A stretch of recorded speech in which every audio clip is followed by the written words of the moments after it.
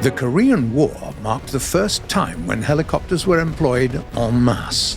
These vehicles, which were a pretty rare sight before, proved to be an invaluable asset when it came to reconnaissance, troop deployment, and evacuation of the wounded. The clear advantages of this type of aircraft, and especially their ability to dodge concentrated fire, quickly caught the interest of the military, who applied considerable funds and resources to develop new models. It was the late 1950s when the US introduced the legendary AH-1 Iroquois, commonly known as Huey, one of the most successful utility helicopter designs in history. It was an excellent vehicle, but one thing it wasn't particularly good at was head-on engagements.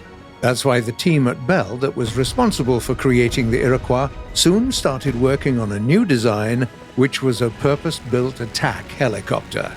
The first prototypes, made in the early 1960s, were very similar to the Iroquois. The main difference was that they could use the SS-11 anti-tank missile. But eventually engineers at Bell came up with a more radical reimagining of the formula.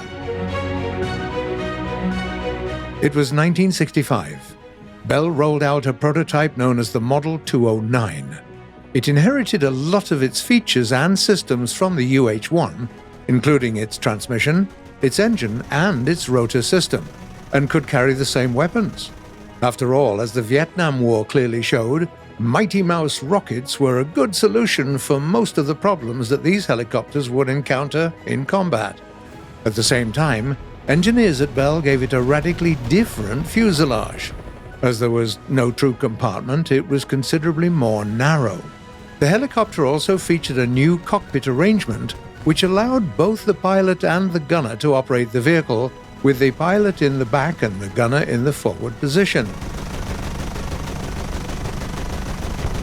Initially, Bell invested in their own funds to develop the Model 209, but when the US approached several companies looking for a gunship, it was the Bell 209 that was chosen to go into production. That was only natural.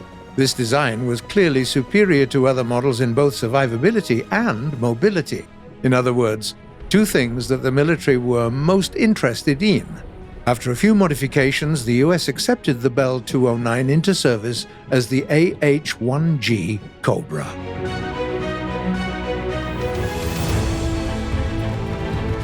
In September 1967, a new helicopter took part in its first flight, and immediately proved to be a fearsome combat vehicle.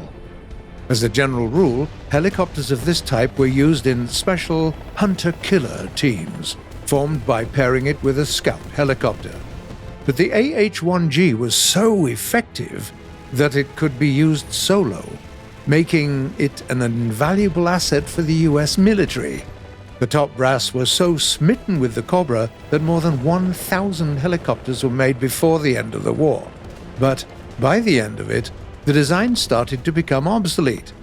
North Vietnamese were adopting more and more vehicles like the T-55, which were hard to eliminate with unguided rockets. Furthermore, the Vietnamese started using the Strela surface-to-air missile system, the bane of helicopters of that generation. All in all, it was clear that the design needed an upgrade, which came in the form of the AH-1S. The helicopter received a new engine and better equipment, but most importantly, it was modified to carry tow missiles. Later variants, like the AH-1F, were fitted with an infrared jammer and modern avionics. Closer to the end of the Cold War era, Cobras also received thermal imaging equipment. AH-1S, AH-1F, and other helicopters of the series were used in many conflicts, from Arab-Israeli wars to the Gulf Wars. The US were also eager to supply Cobras to their allies. The Japanese, for example, still employ them to this very day. In War Thunder, there is a special premium Cobra belonging to the Japanese tech tree, with a unique skin of the Kisarazu sisters, the mascots of the 4th Anti-Tank Helicopter Unit of the Ground Self-Defense Forces. The most advanced Cobra variant that currently exists is probably the AH-1Z Viper. Engineers at Bell fitted the helicopter with a pair of General Electric engines and gave it a 4-blade composite rotor instead of the old 2-blade one.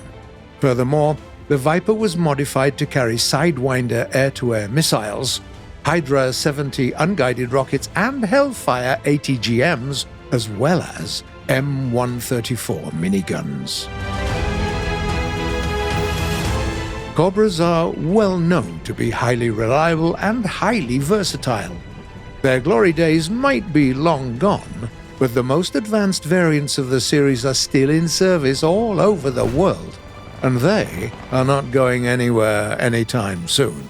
What are your favorite Cobras, by the way? Please tell us, because we'd love to know. We enjoy your comments.